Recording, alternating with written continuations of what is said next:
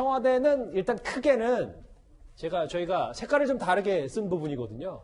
정당 원내대표는 검색의 면제 대상이 아닙니다.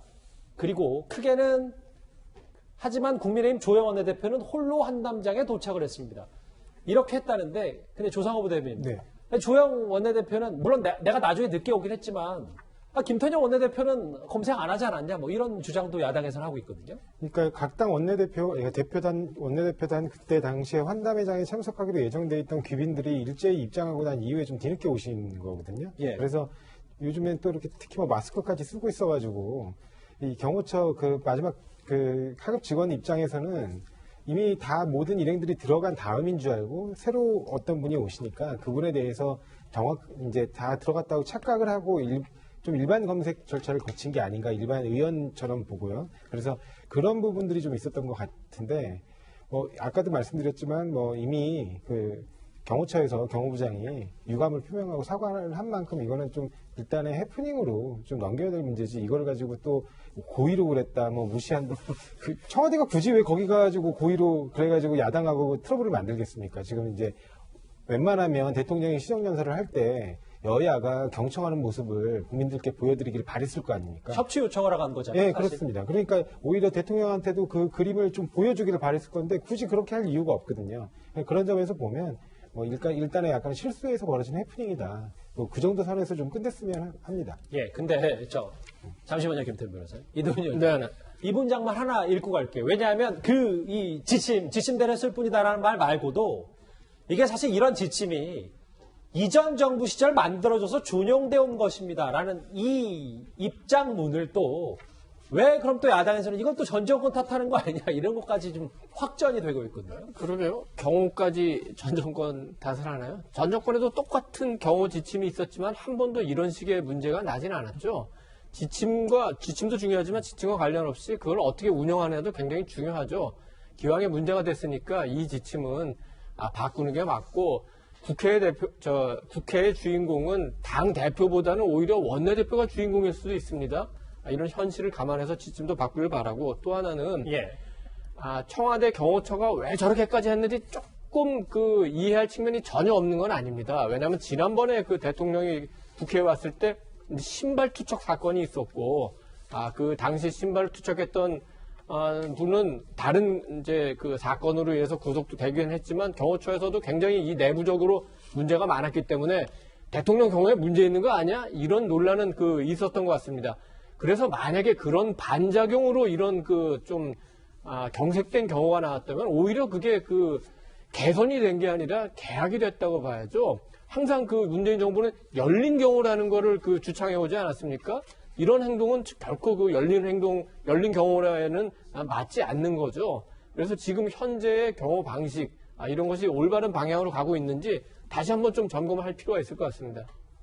앞서 저희 자막에도 좀 나갔었는데 청와대는 일단은 몸수색 관련 입장이 특별하게 있는 것 같지는 않고 아까 경호처의 얘기는 그러니까 현장 직원의 실수였다, 융통성이 없다라는 얘기를 좀 하고 있는데요. 그래서 야당에서는 예, 그렇죠, 저기 나옵니다. 현장 직원의 융통성에 유감을 표명한다.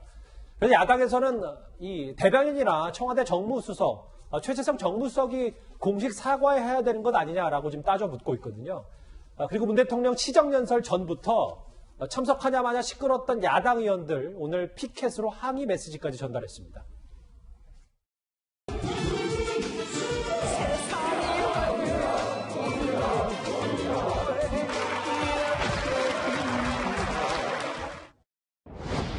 국민의 요구, 특검법 당장 수용하라!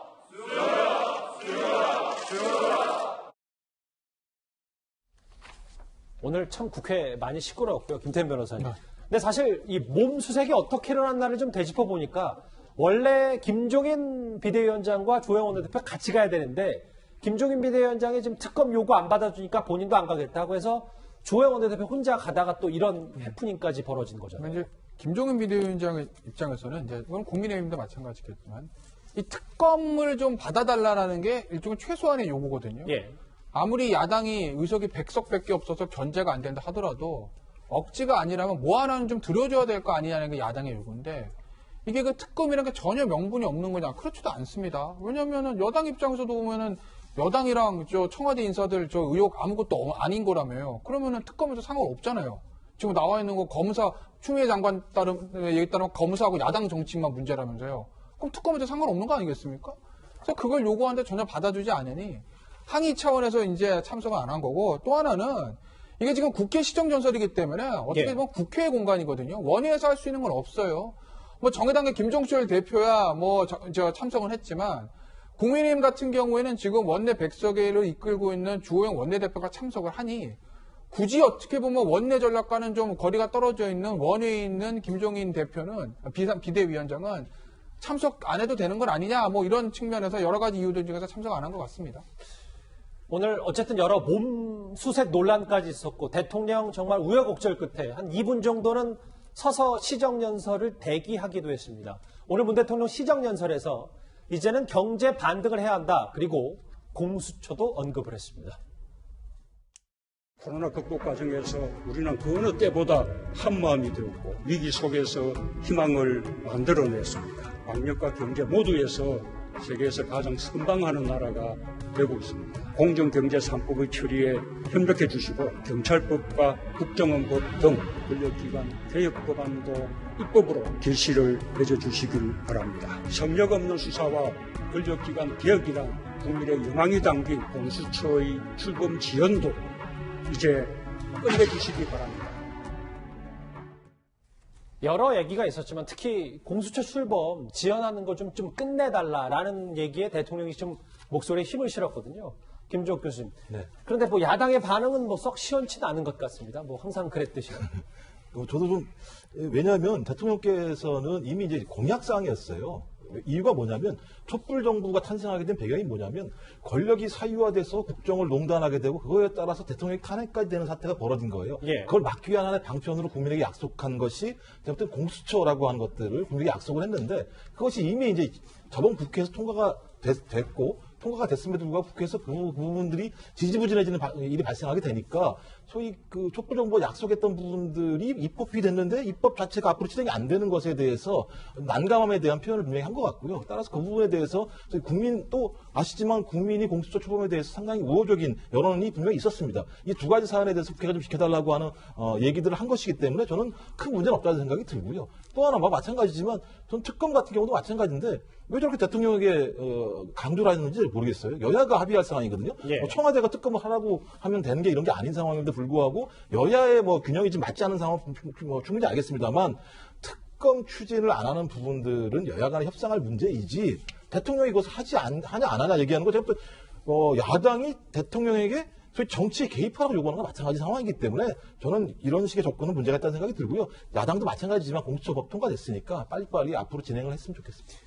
이 문재인 대통령의 시정연설과 관련해서 오늘 국민의힘 비판 브리핑도 냈습니다. 같이 들어보겠습니다. 105일 만에 국회를 다시 찾은 대통령은 K방역과 3분기 성장률 반등을 내세우며 위기에 강한 나라라고 했지만 시정연설은 자화자찬과 독주선언으로 가득했습니다. 라이미니 옵티머스니 2조가 넘는 353 펀드 금융사기에 5천여 명이 넘는 무고한 국민들이 피눈물을 흘리고 권력의 꼬리가 곳곳에서 밟히고 있는데도 사태의 책임을 명명백백하게 밝힐 특검은 못하겠다고 듣고 있습니다. 민주주의는 파괴되고 법무장관, 검찰총장 동일체라는 회개한 행태는 또다시 국민을 분열시키며 1년 전 조국 사태를 떠올리게 하고 있습니다. 오늘 원내대표, 제1야당 원내대표 몸수색 논란도 그렇고 야당에서는 꽤 시정연설을 강도 높게 비판하고 있는데 글쎄요, 뭐 장애투쟁 얘기까지 벌써 나오는 거 보니까 공수처법 처리 혹은 공수처 출범 이거 좀 어떻게 봐야 되는 겁니까? 사실은 이번에 공수처 추천위원들을 이제 국민의힘에서 2명을 추천했을 때 그 정부 여당에서 그 어떤 의구심을 좀 보냈어요. 과거 그분들의 이력과 관련해가지고.